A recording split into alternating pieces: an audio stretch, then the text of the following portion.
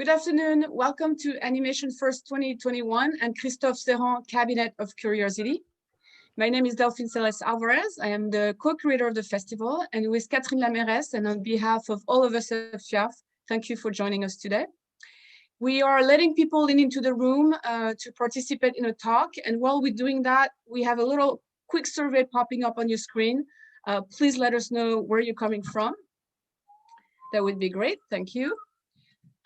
As I said yesterday, it's actually a bit strange not to welcome everyone in the theater and see all of your faces, but we know that there are actually many people out there. Over 2,000 people are engaging with the festival and watching films and taking part in conversation with audience members as far as Alaska and Hawaii. So welcome everyone. Here in New York, it actually snowed all day, and it was really the perfect day to curl up with a cup of coffee or gin and tonic and watch films. So I think I know a lot of friends around here who are going to be doing that this afternoon and tonight. Today, I'm thrilled to introduce Kristof Serrand, a veteran animator. Kristof will share with us his Cabinet of Curiosity, and in French, it's the Musée Imaginaire, which sounds lovely. He will talk about the art that has inspired him since his early days as an art student, and what has really fed his soul throughout his career. Kristof, you study at the École des Beaux-Arts in Paris. You also graduated from the Gobelin School of Animation, and you teach there. After your studies, you started working with legendary French filmmakers, Jacques Roussel, who did Les Shadows, a classic French TV program. You also worked with René Laloux, the author of Fantastic Planet, and Paul Grimaud, the author of The King and the Mockingbird, which is actually screening at the festival, along with many of his shorts. So you don't miss those. It's a beautiful program. In 1989, you went to work for Steven Spielberg Emblemation in England. And in 95, you flew to LA, relocated there to start a long tenure at DreamWorks. You were supervising animator on The Prince of Egypt and also The Road to El Dorado. You also work as head of animation on Spirit, Stallion of the Cimarron, as well as Sinbad, Legend of the Seven Seas, all great classics. You also worked on How to Train Your Dragon 1 and 2 and many, many other films in the past 25 years. You just relocated to France. You're now in Paris. And you now work with Netflix as its character animation manager for Europe, Middle East, and Africa. So probably a lot of work to do there. Before I let you start your wonderful presentation, Kristof, I just want to let everyone know that if you want to ask a question, you can do that in Zoom on the Q&A feature. And if you're watching on Facebook, you can do that in the comment section. And Kristof will have time at the end of his presentation to answer some of your questions. So thank you so much for being here, Kristof, and all of you. Okay. And I'm passing it on to you. Okay, great. Thank you, Delphine. Thank you for this very generous introduction. I'm going to share my screen here, and I hope you can see the image of on my computer. This is my mess. I don't know if this is my Cabinet of Curiosities, but this is, if you're wondering about this picture, this is actually a picture of my office at DreamWorks a few years ago, where I used to pin images on the boards over the years. And as a matter of fact, it has some similarities with the Cabinet of Curiosities, because the Cabinet of Curiosities can contain anything really, objects, animals, toys, maquettes. Mine has mostly visuals. This presentation is actually something that was suggested to me a few years ago by a friend, the director of the George Méliès Animation School. And Delphine said the original title in French was the Musée Imaginaire, my imaginary museum. And doing this presentation is quite an irony now that most of the museums have been closed for almost a year now. And my friend told me, could you show the students and tell them about the artworks that have inspired you the most and why? And so I had quite a lot to show thinking about it. And I didn't really know how to approach it. So I decided to go chronologically and start back from my childhood all the way to now. So this will be a little bit like my own artistic journey. But the general idea is simple. What if you could have a museum of your own where you could gather all your favorite artworks? This picture was taken at the Huntington Library Museum in Pasadena a few years ago. And these guys are hanging up a painting from Samuel Morse. Here's the painting. Samuel Morse started as a painter, but he was actually a scientist and the inventor of the wire telegraph system and the Morse code, named after him. This painting is called the Gallery of the Louvre, or the Salon Carré, and it was painted around 1830. Morse wanted to capture images of the greatest paintings of the Louvre and transport them across the ocean and throughout the US to the young cities and villages so that art and culture could grow there. And I thought it was a cool idea. So what I did, I did my version actually. I just replaced Morse's favorite paintings with my favorite ones. So this is Morse's version, and this is my version. This is a selection of artists that made an impression on me and had an influence on my wish to be an artist. Here are the actual images that I used. And I'm sure you will recognize some of them. Throughout this presentation, I will show them in further details, but I know it is a lot to look at because there's so many images, but I think this presentation is recorded. So if I'm going too fast, you will have a chance to see them again. I think the podcast will remain available for a month. So if you wish to go back to it and see, I think I can zoom in. So you see there's a lot of pictures, various things, and a lot of image I like. Okay, let's go back to the beginning. This is one of the first illustrations I remember from my childhood.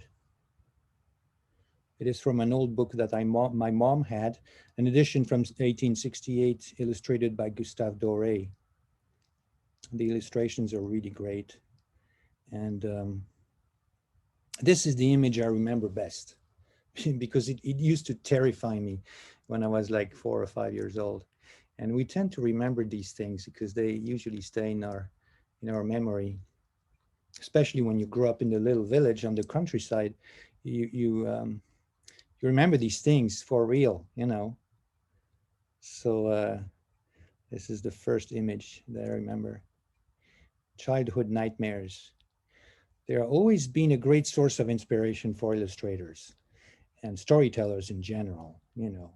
Scary images. These are some that I remember, especially this one, the Tintin. I mean, Snow White also is, you know. So these are my nightmares when I was a kid. And like probably many other kids as well, you know. And these characters are from the book, the Gustave Doré's book, and they used to fascinate me when I was young.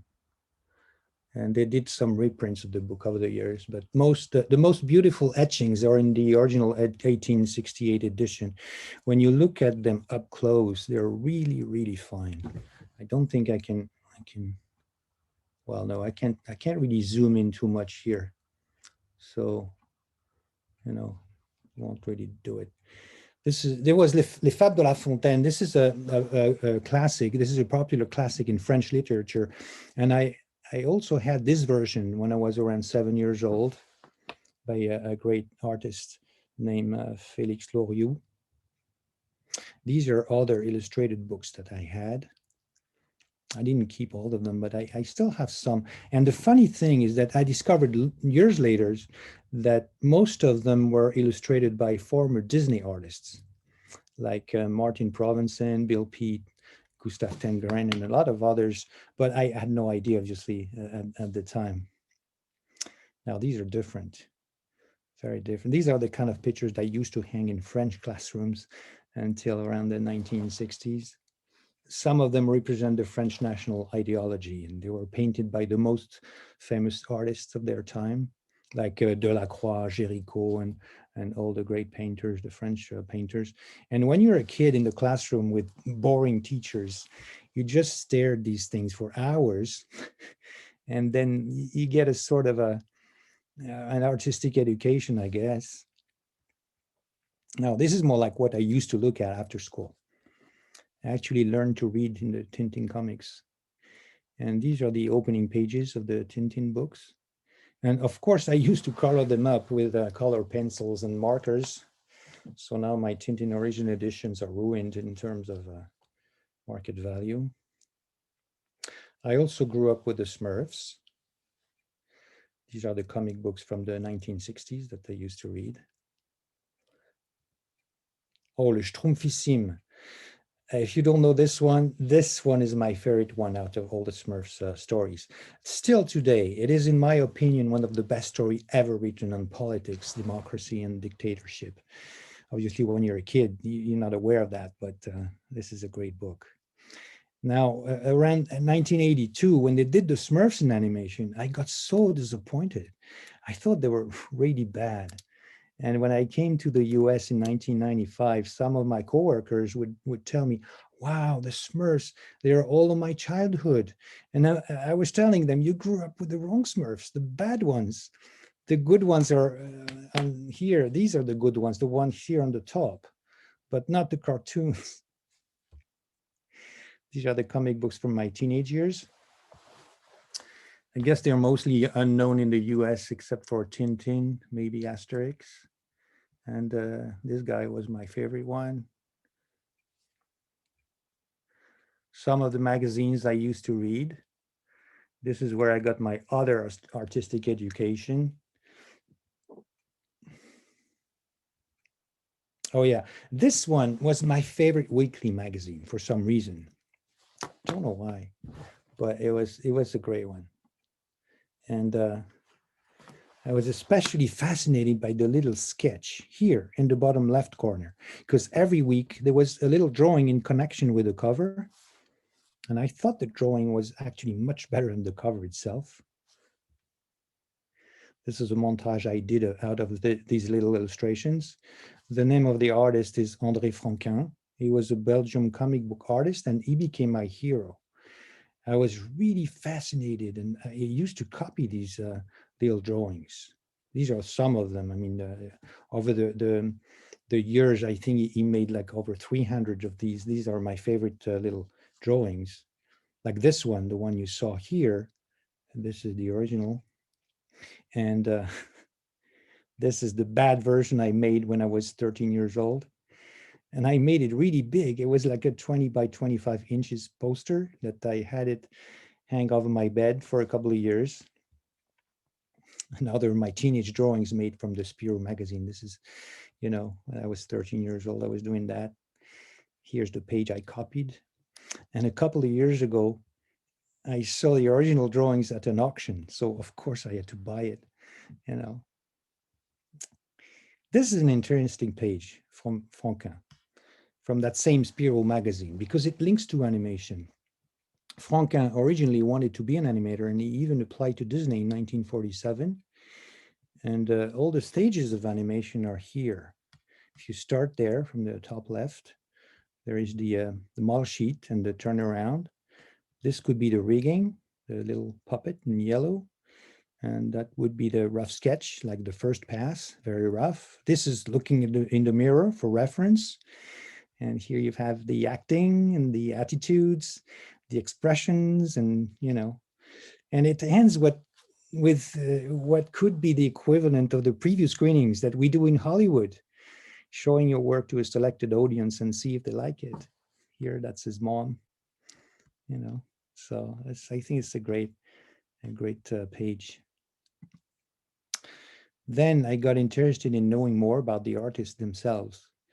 These are not comics, they're studies and interviews. Every issue features a particular comic book artist and his work. So here you've got Uderzo, Asterix, there's Goscinny, there's Hergé, and of course there's my favorite one was Franquin. And in this issue, I discovered these drawings around 1972, 73. And I got crazy about these monsters. I thought they were amazing. And still today, I really love them. I guess it goes back again into the childhood nightmares, because those drawings are fantastic. I don't know if they've been ever published, but they're really great. I think they might have, because Franquin's now, everything that he did has been published somehow. This little book became my Bible at the time, How to Become a Comic Book Artist. Those guys were explaining their tricks in detail. So, you know, now I got a funny story about the comic books, that I wanted to do. The Spirou magazine, this is the one I was reading, and they had a section called Carte Blanche. And they were encouraging young artists to send a page. And if it was found to be good enough, it was published as a way to give them an opportunity. So this issue had Carte Blanche Conrad and Conrad.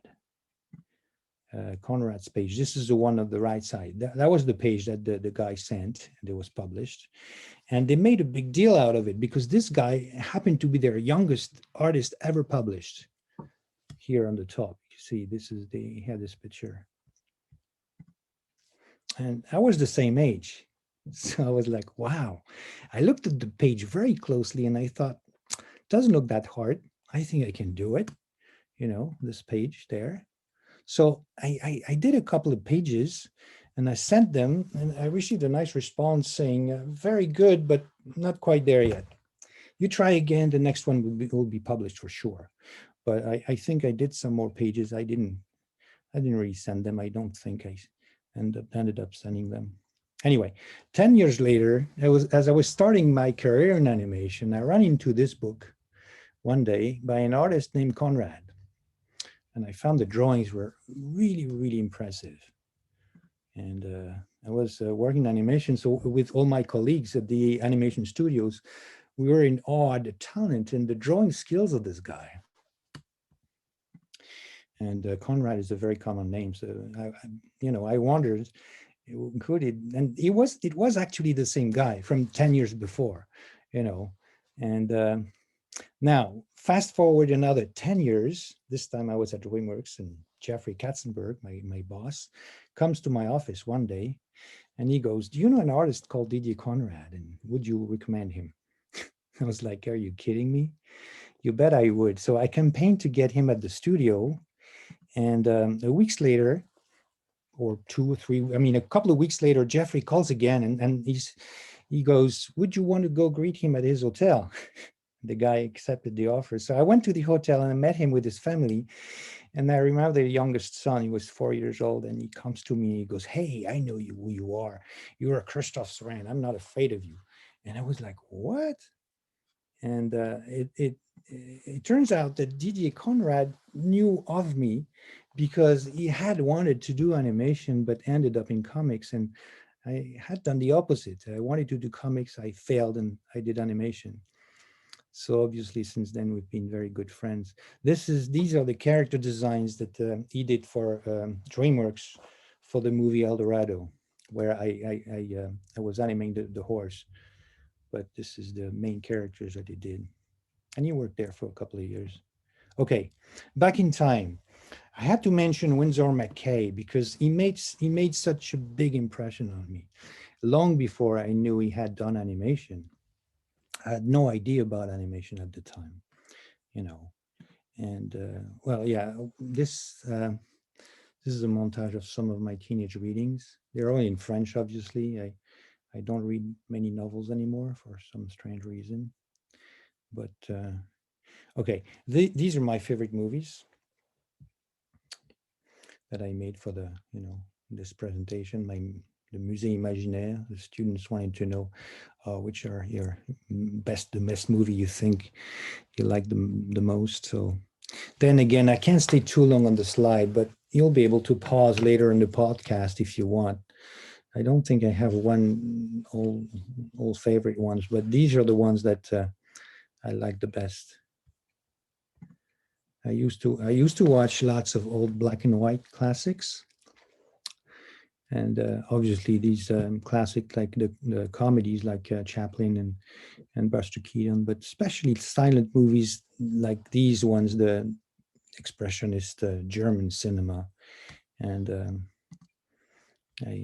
these are the comics, the drawings. I became hooked on black and white at one point.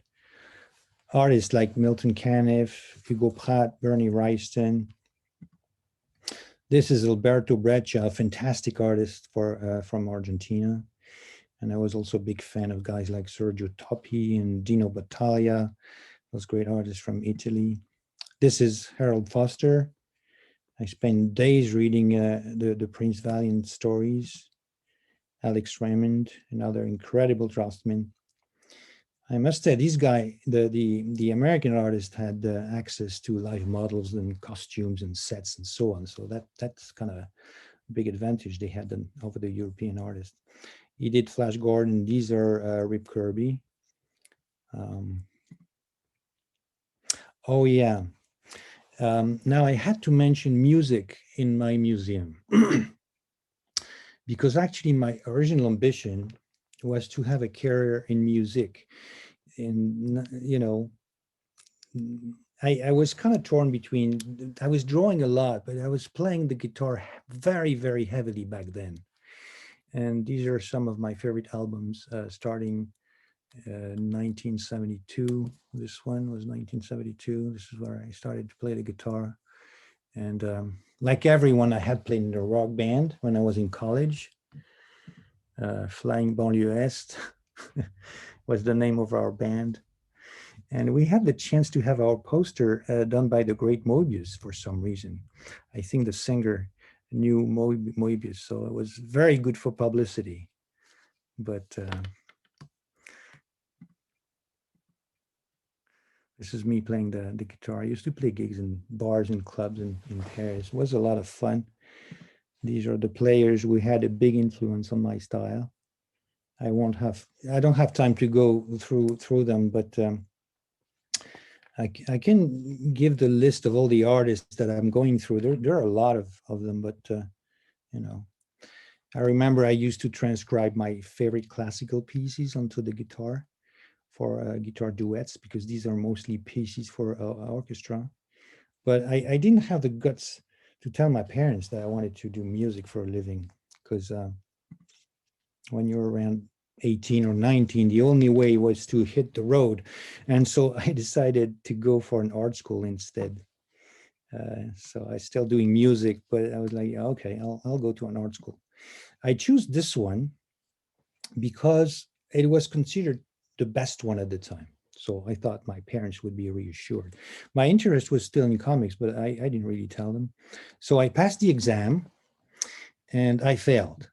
And so the following year, I tried again and I failed again. And but I got accepted. I mean, all my friends at the time ended up entering this school except me. So I was like, oh my God, what am I going to do? But I got accepted in another school, a very nice one, and it was a very prestigious school called Les Beaux-Arts de Paris. This is the Beaux-Arts in Paris, and this school is incredible. It's an amazing school. The architecture, the location, the history. When you think of all the amazing artists who have walked through these halls, it is just quite intimidating. This school is actually, I must say, the institution was founded in 1648. It was originally called Académie Royale de Peinture et de Sculpture. These are the very old pictures, you know.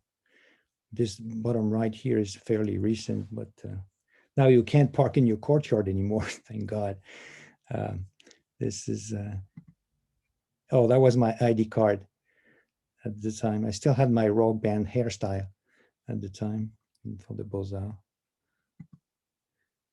Imagine studying art in classrooms that look like these. These are the school, you know, you enter these ones. I mean, this is not a classroom, but this is, you know, when you're a student, this is your environment at the Beaux-Arts. These are old student drawings, the kind of drawings they used to do, and I'd say until the late 1930s, because they don't really teach this anymore. So pretty soon I got quite disappointed, because this is the sort of drawings they were doing, and they still do now. You know, I think these drawings are from one of their drawing teachers. So, and I remember they gave us these books to read, and I just hated it. here are the images that we were told was good art, that we should look and learn to appreciate. I don't, well, you know, I don't know where they're coming from, but you know, these are the kind of stuff that we were supposed to do when they were supposed to teach at the Beaux-Arts de Paris. And but this is the kind of stuff that I wanted to see and learn to do. These were the pictures I was admiring, you know, and not these or these ones, or you know, this is Toulouse-Lautrec. Oh yeah, and the previous one. This is Gustave Klimt, and this is Daumier, Honoré Daumier, the great French painter and illustrator, and this is Toulouse-Lautrec. This is actually a portrait of Vincent van Gogh in the pastel. Alphonse Mucha, or Mucha in English. I don't know how to pronounce it, but this is a great one. More Gustave Klimt. This was my kind of museum, the Musée d'Orsay. This is the Musée d'Orsay, which actually didn't exist yet at the time. It was still an abandoned train station. And the teachers were encouraging us to go to this museum instead, or actually, and I did go to this museum. I really made an effort to try to understand modern art. There was no Jeff Koons yet, but still, you know, so eventually, this is the kind of paintings that are in this modern art museum. This is in the center of Paris, the Museum of Modern Art, Beaubourg. And eventually I came to think that I got fooled by these teachers somehow, and these so-called artists that we were supposed to admire. I just wanted to learn to draw. This is more like what I wanted to do. Real drawings. This is actually old stuff. These drawings are about like 400 years old. And this is even older. This guy is still one of my favorite draftsmen ever, along with Rembrandt, Franquin, or Milcal. His name is Andrea Del Sarto. He's Italian. He lived at the time of Michelangelo, Raphael, and Leonardo, but he was very shy and humble. And so he didn't become famous like the others, but to my opinion, he certainly is good, if not better. Andrea Del Sarto, he's a great artist. And going even further back in time, you find really interesting stuff. This is Hieronymus Bosch. This is, you know, really funny stuff. I remember also when I discovered illumination artistry. These books are like 1,000 years old for some of them, but the illustrations are incredible. I've spent hours at the Getty Center and the Huntington Library looking at this stuff. There's a lot to learn from this. Now, this is not the same thing. This is more recent. It is from Japan, but I discovered them around the same time, and I was in my 20s. And it reminded me of Tintin a little bit. You know, these are great too. More Japanese art. I think the birds on the top here, or these ones, they're made with only 1 or 2 brush strokes. They're so elegant. And so anyway, when I realized the Beaux-Arts was not for me, I entered the other school that I had been accepted to at the time, the famous Gobelin, École des Gobelins. I don't think it was named Gobelin at the time. It was named CFT or something, and but it was not famous at all at the time. 40 years ago, it was nothing like what it is today. It was a very, very small and unknown school, but I just loved it. This is me at the Gobelin behind the camera. At the time, we were still using 35mm films like the old timers. There was no video, no DVD, anything digital at the time. This book was probably the only reference we had for character animation in those days. Not even this one. This is a new edition. We had those 2, I think. I put here my favorite animation shorts. And the funny thing is that out of these 12, there are 8 that I discovered at Gobelin. Now I made a mistake because this, I should change the slide. This is not a short. This is the Dick Williams, Thief and the Cobbler. His unfinished feature film, so it should belong in the next slide. But these are still my favorite, you know. Well, again, I don't have time to go through each one of them. And here are my favorite animation feature films. But I think none of them I discovered at Gobelin for some strange reason. Some of them are new. I mean, this one, this is a new one. I got crazy about this one. This is very, very nice feature film. And this one is my favorite. The Grave of the Fireflies. Those two I worked on, Prince of Egypt and How to Train Your Dragon. Okay, after Gobelin, I went to military service and I was a soldier animator for 1 year. This picture was taken in front of their animation building. This is me here. And I had the chance to avoid all military training because the army needed animators back then. We worked on educational films, some of them quite fun, actually. This is the Jacques Roxel one. You know, he was working for the army. And this is René Laloux. So I got to know these guys, Jacques Roxel and René Laloux, and some other French filmmakers at the army, strangely enough.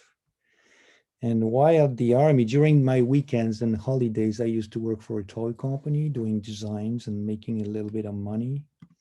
The company was making the Smurfs. So it was a kind of going back to my childhood, you know. This is the kind of stuff I was doing for them, just merchandising stuff. Still have some drawings that were not published. These are some of my drawings I was doing. This place is the first animation studio I worked in as a professional. And it was a fantastic building in the center of Paris. And the building still exists nowadays. It's not an animation studio anymore, but this is where I really learned to animate. And we worked on Asterix, so it was another going back to my childhood. I worked on 3 Asterix features, starting as an assistant animator. Then I got promoted a full-fledged animator on the second one, the second movie, and the supervising animator on the third one. And then I was offered to be a head of animation on the next one, but the company closed down. So I was out of a job. And at the same time, around 1986, I was offered to teach at Gobelin part-time. And later on, I came to hire lots of my former students for Emblemation, and then later on in DreamWorks. This picture was taken during a DreamWorks visit at Gobelin a few years ago with Guillermo del Toro here. And the slide on the screen is showing the Gobelin alumni who were working at the studio at the time. Along with teaching at Gobelin, this is the mid-80s, yeah, 85, 86, I went to work for Paul Grimaud. And this guy was the French animation legend. He had opened his studio in 1936, and his colleagues and friends were Jacques Prévert, Jean Renoir, Django Reinhardt, Yves Montand, Picasso, Man Ray, and many, many others, lots and lots of legends. And he even met Georges Méliès, that he told me he used to go see Georges Méliès at the Gare Montparnasse when he has his toy shop. And along with Paul Grimaud, I also had the chance to work with Jacques Demy, another of his good friends, because he was shooting the live action part of the movie we were working on. This is Paul here in around 1940 in his studio in Paris. I think this might have been in the very early Annecy Animation Festival. This is Paul, this is Alexander Alexeyev, this is Jerry Trinka, and this is him with Walt Disney here. This is with the great animator, a Canadian animator, Frederick Back, and Paul here. And this is me behind Paul there. And we were very close at the time.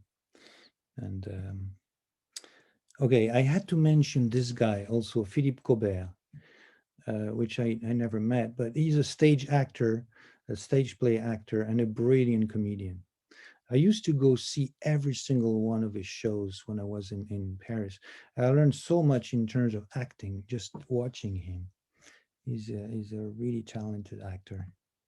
Then I moved to London. This is at the Spielberg studio, Emblemation. When I started to work there, I didn't speak English, so I had to learn very fast. Our directors in front of some designs for a movie that didn't get made.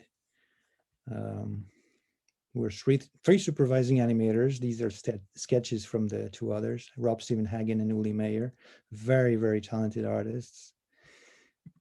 And then I started to read books in English, like this one. I learned English from this kind of books. And I went to discover the Disney history and their artist legacy. This one I recommend. It's a lot of fun. It's really funny. Now, this is probably way too much to look at, but these are some of the artists who went to inspire Disney, because this is where I became accustomed with these artists, and many of them from Europe. Some of them I knew already from the book I had as a kid. And then again, I can just zoom a little bit on it. You probably can see some of them or know or remember, or, you know, these are really, all these pictures are really great, but there's so many. Okay, sorry. This is me at work in London, 1993. And like other animators, I have pictures pinned on my board of artists I love. This might be my first imaginary museum. This is Vermeer. This is hard to see, but this is Vermeer. This is a picture with Paul Grimaud. This is Rembrandt. This is Norman Rockwell. And this is a chess game that I was playing at the time. I was really, really hooked at chess at this time. I was playing every lunchtime with my friends. This was my chess book collection. I was going to all the chess book shop in town. I really became hooked on chess. Here are the Vermeer's images that I had on my board, the astronomer and the geograph. These are really fantastic paintings. Here is Rembrandt. This is probably my favorite drawing ever, this one. This is the Getty Center in LA. The first time I saw it was at the British Museum in the 90s. This is where it belongs, actually. It's at the British Museum. And Norman Rockwell, another artist I had on my board. Very inspiring for animation, as you can see here. This is very, very nice attitudes and expressions, and, you know, telling a story from morning to night. This painting is at the Norman Rockwell Museum in Stockbridge, Massachusetts, and it's a very small town. The museum is probably their biggest attraction. But this is great paintings. And my collection of Norman Rockwell's hands. Drawing hands was one of my biggest challenge when I started as an animator. So I used to look at hands. I've always been fascinated by hands. More and more hands. Every time I see good hands, I take pictures if I can. This is an old statue from the Middle Age at the Getty. Another artist who did amazing hands is Al Dorn. Actually, he did everything amazing. If you don't know this guy, please go check him out. He's unbelievable. Albert Dorn. Some more great hands that I discovered recently. Don't remember the name of the guy. He's a great artist. This is 1995. This is the view from my first office when I started at DreamWorks in Los Angeles. I remember I didn't really want to go there at first, but Katzenberg was very persuasive.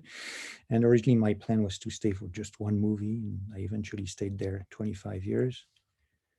This is Akhenaten. He looked a little bit like the character I was first given to animate on The Prince of Egypt, which was our first movie at DreamWorks. I think this is one of the best artwork ever made. So beautiful, sophisticated, and so simple. The Seated Scribe, another of my favorite Egyptian art. Now I think I missed one slide here, because I had a slide with the inspirations for that we were given for the Prince of Egypt, and I think there was Gustave Doré, Claude Monet, and David Lean. And I put that because I think I was looking at these also at the time where we were doing Prince of Egypt. I don't think the artists were using those, but I like these painters because they're telling stories. You know, these painters were really the storytellers of their time, long before the movies. This image here was the inspiration for a lot of movies, especially like this one. This is Jean-Léon Gérôme, and this is for the Gladiator. This is funny because at the time where the DreamWorks was making Gladiator, and around 1996 or 97, and here is the artist Jean-Léon Gérôme in his atelier doing the 3D versions of his painting. This was the painting that he made here, and this is the sculpture that he did from his painting. I did this montage a few years ago to show students that there is no progress in art. There is only advances in techniques, in technology or knowledge, but not artistic. Maybe there's changes in the taste of the audiences, but when you look at these figures, the Julius Caesar here and Martin Luther King Jr. right underneath, you know, there's over 2,000 years between those two statues. And it is amazing how the old ones still stand. They appear to us very modern, this guy and even this guy, you know. So these are great too. They're even older. They were made around 25 centuries ago, and they still look incredible. These ones are from the mid 18th century. I use them as reference for riggers and modelers to show the importance of wrinkles and tendons for expressions like crow's feet and platysma and so on. These are snapshots I took at the Jardin des Tuileries in Paris, just because I live 10 minutes away. So this garden is really like an open air museum. Actually, when you come back from Los Angeles, most of Paris looks like an open air museum. When it comes to animals, Antoine Louis Barye is one of my favorite artists, along with Rembrandt Bugatti. This is the Louvre. And oh yeah, this is the slide. It's out of order. This was the slide where I was putting the 3 references for Prince of Egypt, but it's out of order. This is the Musée d'Orsay. This is Rembrandt Bugatti, but I should have put animals, because this is some sculpture from that guy, but I really love these animals also. This is Musée d'Orsay. I remember the first time I saw this statue, and the funny thing is that when I saw it first time, it was really weird because I knew it by heart. Long before I actually saw it, I knew it because I had copied it so many times when I was a kid. It used to be the logo on the cover of our school books in elementary school. So when you see it, when you're an adult and you stare at these for years and years, it's a really weird feeling. Of course, I had to mention Rodin also. This is the Rodin Museum in Paris. You can see a lot of Rodin, the Northern Simon in Pasadena.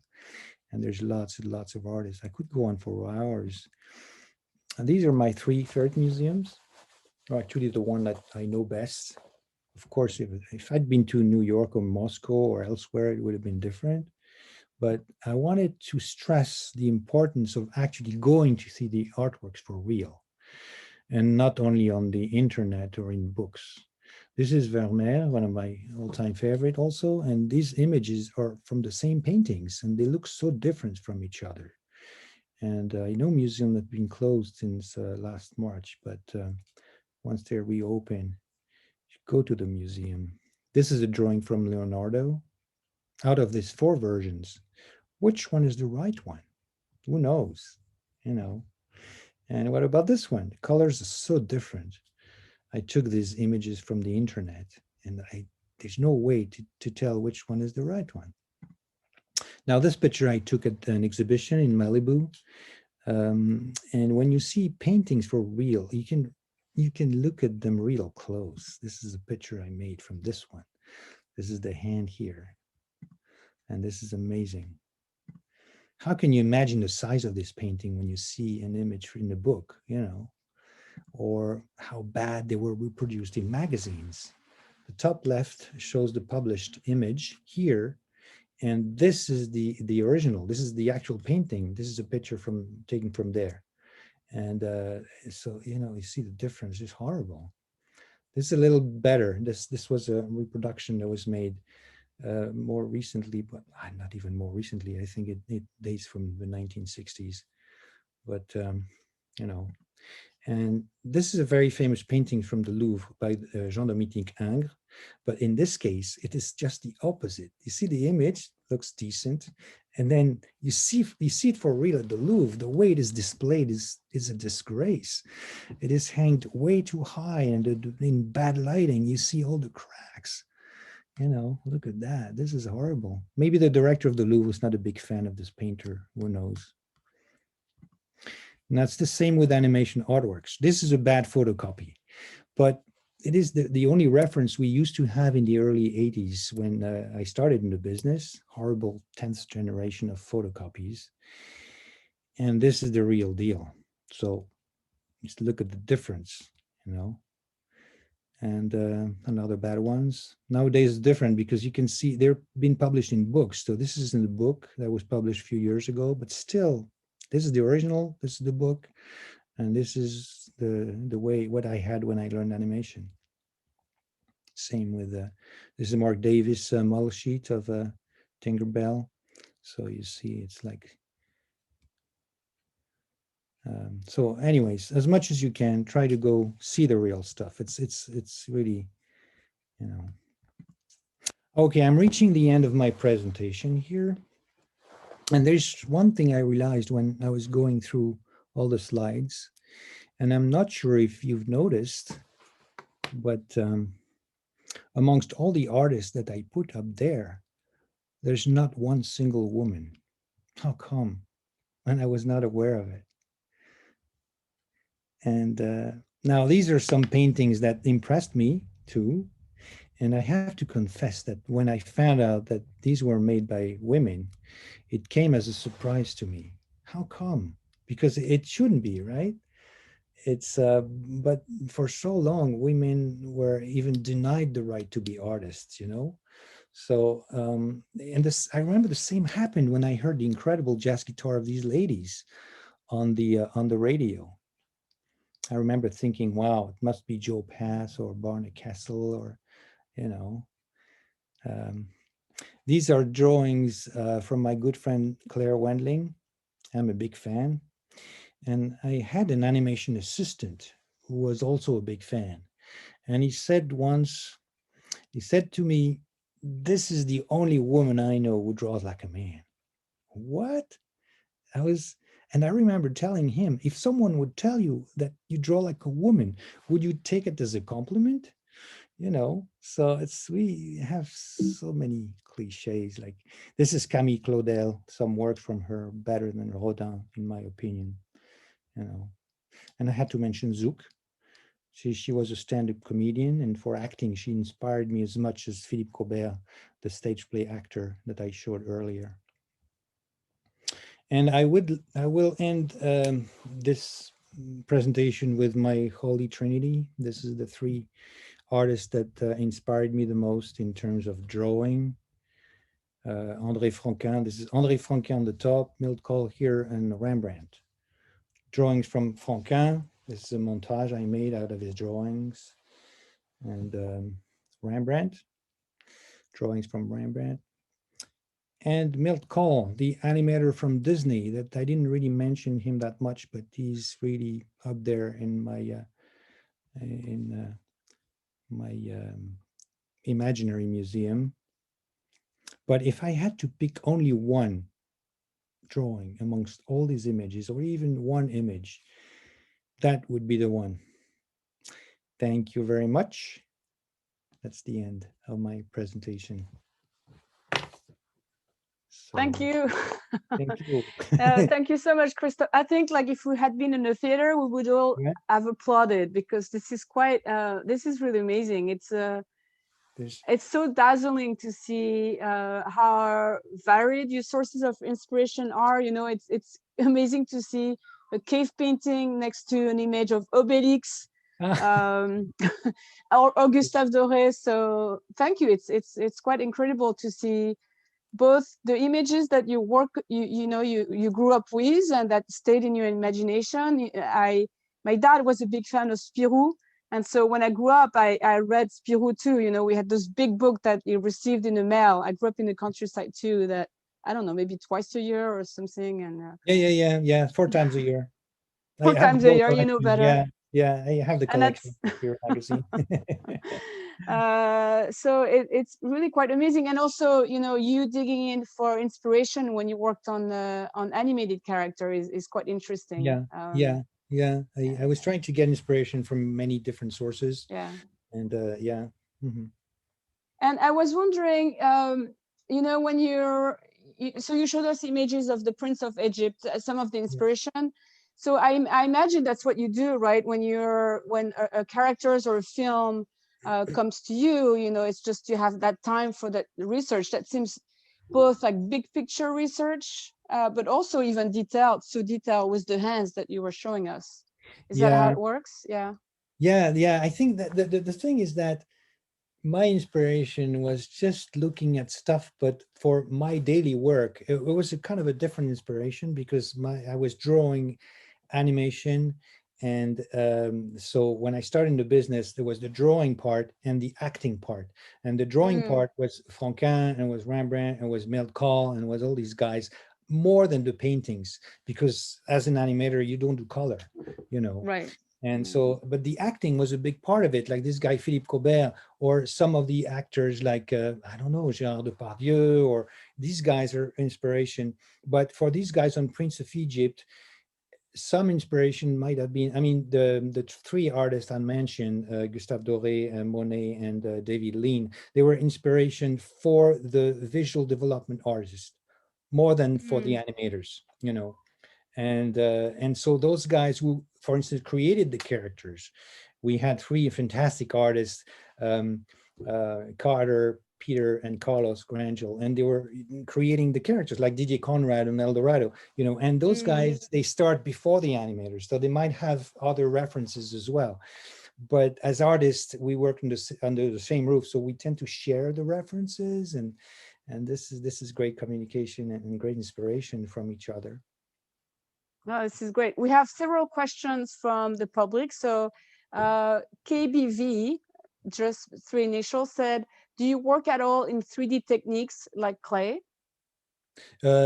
No, I don't. Actually, I work in animation, in drawing and digitally, like, you know, the 3D, but I never made stop motion for some reason. I never tried sculpting. Sculpting is something I've never tried, actually, for some strange reason. I don't know why. I did maquettes, like architecture, like little maquettes, but I never did like figures, like character figures in clay, or I don't remember doing that even when in school.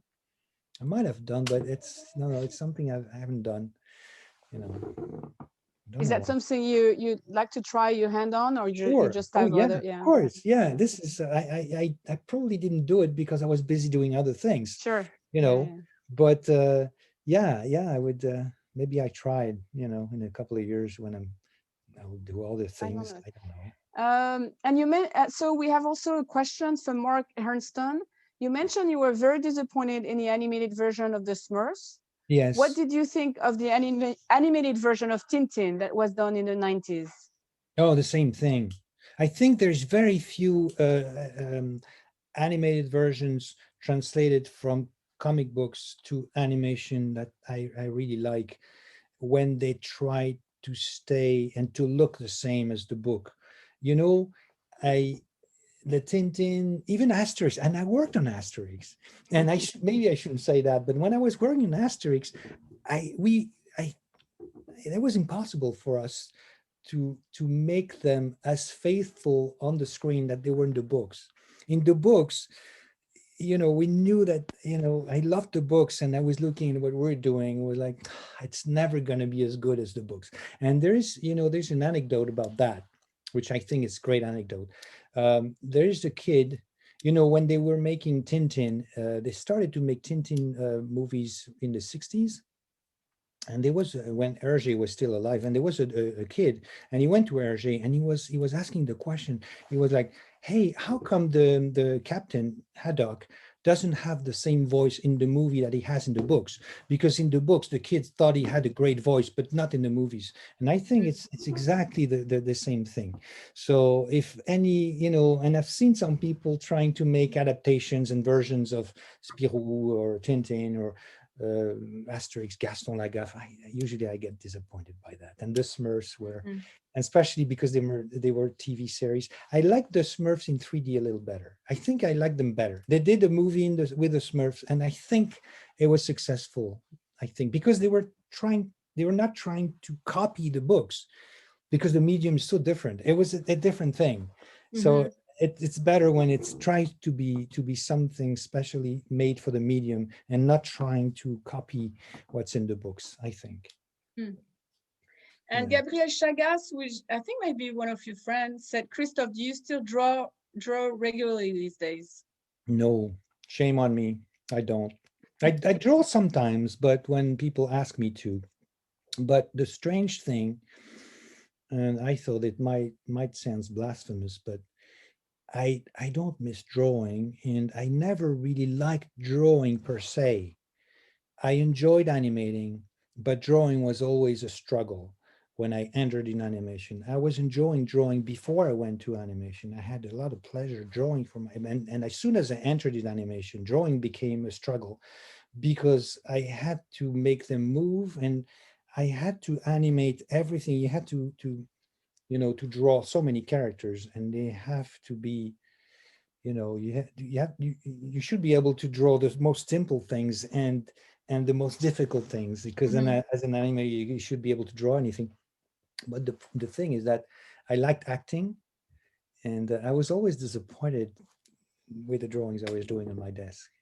And looking at the screen, it looked better, just because maybe it was kind of going so fast, like, 24 drawings a second, you don't see the mistakes.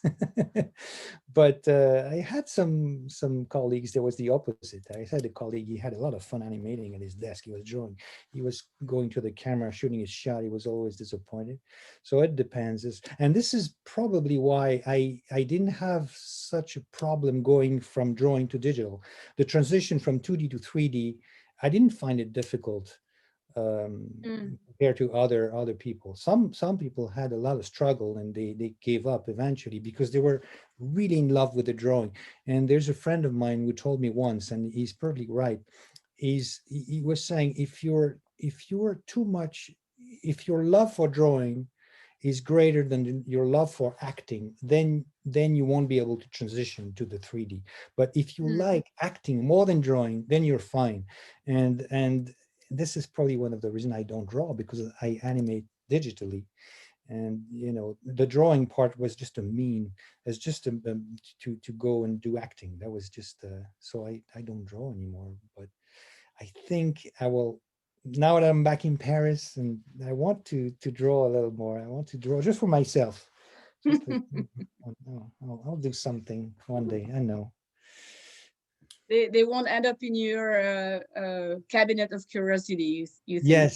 Yes. I'll get back my drawing board, my animation table from my basement. I have an animation table in my basement from the implementation days that I brought into Paris, and maybe I'll, who knows? Yeah, but I want to. Yeah, I want to. I've got a friend of mine who insisted that I help him doing his 2D animation short. And at first I was reluctant to do it, but I had to say yes, because he used to be my best assistant animator when I was animating, and I had so I insisted, and I did some 2D animation, and I liked it. So, never say never. Yep, something to look forward to.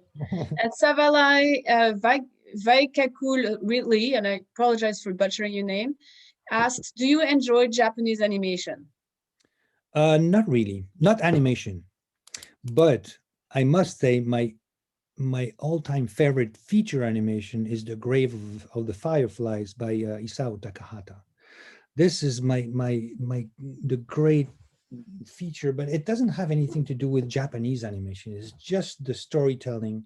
It's a great piece of cinema, and but the Japanese animation, I didn't grow up with Japanese animation. I grew up with the Belgium comic book artists. So it has a lot to do with your childhood, you know. And I know a lot of people grew up with the Japanese animation, but I remember when they were starting to get Japanese program on French TV around the 1980s, early 80s. I was working with Paul Grimaud, and we were bitching about these programs. And Paul was saying, "Oh my God, these kids, they're looking at this horrible animation. It doesn't move. It's just one drawing with the mouse, you know, like under the nose, and it goes like do do do do." And he was saying to me, "You know what? This is what those kids will remember as being great animation when they'll be adult." And obviously there's, like anything in any art form or any business, there's great things and average and bad. In the same with Japanese animation, there's great Japanese animation and there's bad Japanese animation, the same with everything. So the thing is that in terms of technique of animation, I'm more drawn to Disney animation, like the full animation, and didn't grow up with Japanese animation, but I know there's great, like Miyazaki. I mean, Miyazaki is a, you know, is a legend, and he's a great director. So I really like Miyazaki, but Takahata, you know, I think is my favorite. Yeah. Even over Disney, I would put Takahata, The Grave of the Fireflies, over Jungle Book, or, you know, yeah. Yeah, it's an amazing film. Yeah. Although the animation is not my taste, but this is the great film. From Stuart Sumida, do you have a favorite medium, pencil, charcoal? Oh, my good friend Stuart. With which you feel most comfortable when you start to work on a character or idea for projects? Sorry, could you say that again? Do you have a favorite medium, like a pencil, charcoal, of other, with which you feel most comfortable with when you start to work on a character or an idea for a project? Well, it's very common. I mean, I use color rays, blue or orange, and you know, it's like every animator usually, except for some, you know, eccentric people, but usually most of the animator I knew when they were doing 2D animation, we used color rays, light blue or orange for the first rough, and then we would do the second pass on graphite, whether it is over the drawing, over the rough, or in a new piece of paper, new sheet of paper. So my technique is very simple. Just color rays, blue or orange, and then graphite, and that's it. And that's it. Yeah. And from Guillaume Jude, is there anything that you prefer to draw and animate, like animals or human beings? And by the way, that's a comment from Guillaume too. Animals from Claire Wendling are so impressive. Yes. Oh, yes. They're really impressive. I would love, actually, I've got a project with Claire, but I won't tell you about it. But the thing is that I would have loved to animate, to take one of her design, one of her animals, and animate it. Oh yeah, I would love that. I really, but there's not anything that I like. I mean, I think my style is a little more realistic, that I'm not really like the tech savory style of animator, like doing like slapstick and cartoons. I love doing them sometimes, you know, and especially in the technique of you know, straight ahead animation, which is very technical. But there's various techniques of animation.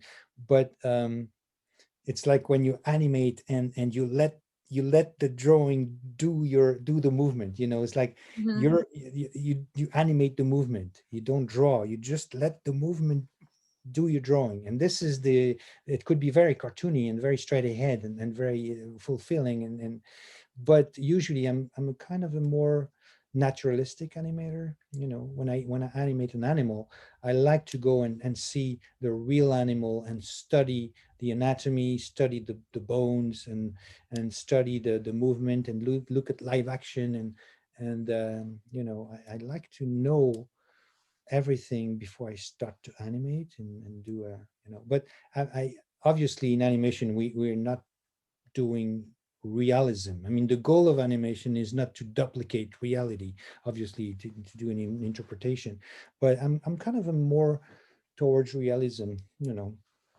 Although when we were doing Prince of Egypt, it was awfully difficult because the human figure is very difficult to animate.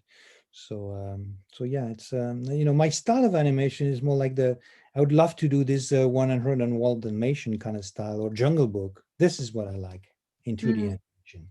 Now in 3D animation is different, or clay animation is different, because Nick Park, the first time I saw this creature comfort from Nick Park, I was blown away. And this is, caricature, this is stylized, this is funny, this is a bizarre technique. So, but I wouldn't be able to do that. My style is, the movies I worked on at DreamWorks, like, Spirit and Sinbad and El Dorado, or How to Train Your Dragon. I love these kind of movies. This is one of my ones. Yeah. And Gloria Avery, a couple of people actually were asking if they want to discover your work, which films you would recommend. And I guess you just gave us the titles. So yeah, my work, I think that was Balto also that I did at London. I did The Goose. So if they want to see, I mean, this is an old film. It was released in 1995. But in animation, usually I had a chance, and it's just not so much the case now, to work in the old days. They were giving one character to a team, and this one supervising animator and his team was responsible for one character, pretty much like an actor in a live action movie. So you have an actor and he does the one character. Now in animation, we had a character. The main character was done by the same animator throughout the movie. Right. And we even got to work with the guys doing the voices, and so on How to Train Your Dragon, I got to work with, I did the character of the father, the big bearded Viking. I don't know if you've seen How to Train Your Dragon. Yeah. See the father, and he was voiced by Gerard Butler, and we worked together. So it was great. Um, so yeah, I don't remember the question, but some of the films that you worked oh on. yeah, okay. How to Train Your Dragon, Balto, Prince of Egypt. Those are big classics in our household, Kristof. Oh yeah, thank you. We're gonna have to wrap it up. So I have two questions for you. First is from Gloria Avery. It must be an awful lot of work. How many artists work with you now on a project, and the process? Is it a lengthy? The process of developing those characters and developing a character. Yeah. I mean, there's two step in making a feature films. When you work on a film as an animator, there's the pre-production when you develop a character, and the production when you actually animate the character with your team. And if you have a chance to be there early enough, you can have a chance to develop your character, to try out, to do some tests, and even to test out voices, test out actors.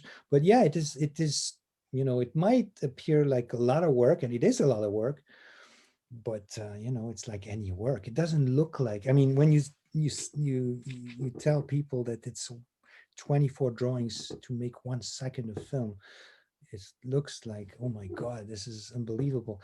But it's always been like that.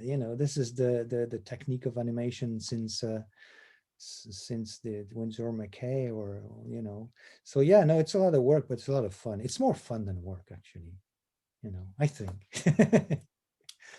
Hopefully we have a lot of students at animated school listening to you, Kristof, and looking forward to their career. Oh, thank you. And Kristof, one last question. A few people, including Chu, Italian Brazilian person you worked with on the film, is asking, can you tell us more about what you are doing at Netflix now? Oh, okay. What I'm doing Netflix, I'm the kind of when they pitched me the role, they said, like, do you want to be animation guru for Europe?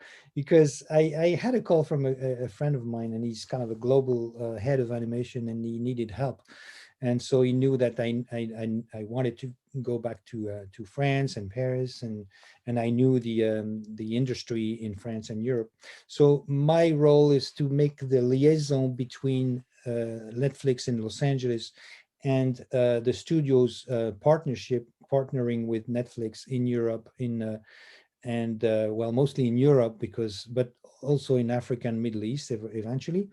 So because Netflix is not making the movies, it's not an animation studio. They don't have animators or animating they're doing the concepts, the art development, and all the visual development and the script, and they have the directors, but their movies are made by outsource and partner studios. And so I'm helping the partner studios getting the quality that Netflix is looking for. This is my role. And theoretically, my role in is supposed to have a lot of travelings around, which was a little ironic because I was pitched in May when they called me. They told me, "Oh, this is great. The job is going to require a lot of traveling." Okay, so not one single traveling, but like everyone, I think it's going to be over soon, and we'll then again see each other for real. But yeah, that's right. We can bring you back to New York in a year. Oh, I would love to. Yeah, that'd be great.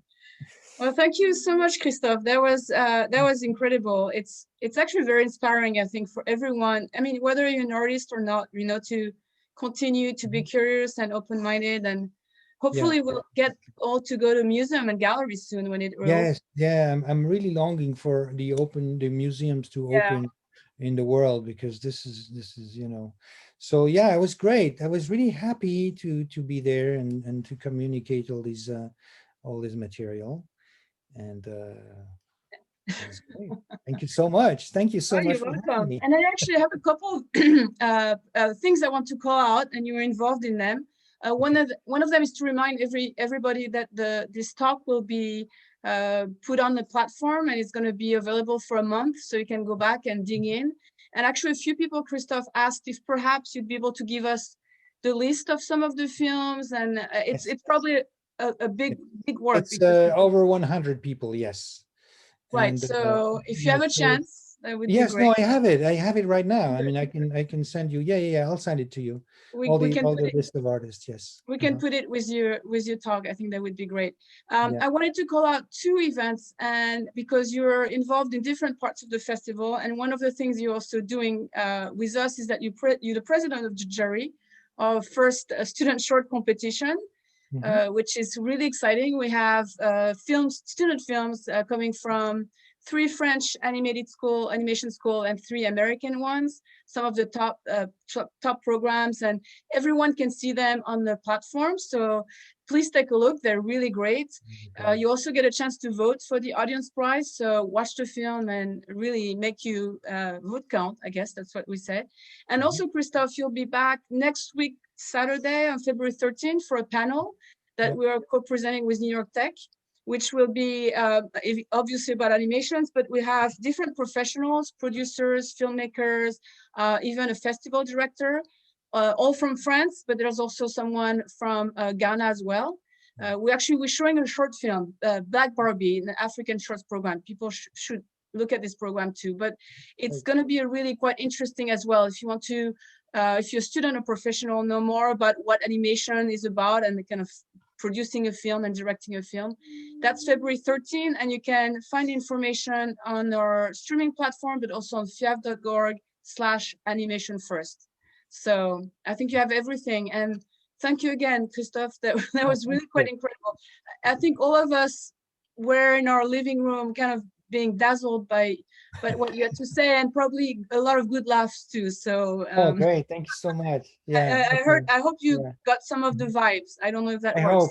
Well, no, I think so. Yeah. That was great. That was really nice. Yeah, because this is a presentation, this is like I had done this before, and I added every presentation. I add a little more, but it's a lot of fun because it's kind of getting back in the memories, and I'm sure a lot of people could. It's a great idea. I think other people could do the same thing. I would be very curious to see the same from other artists that I like, because this is great. Yeah.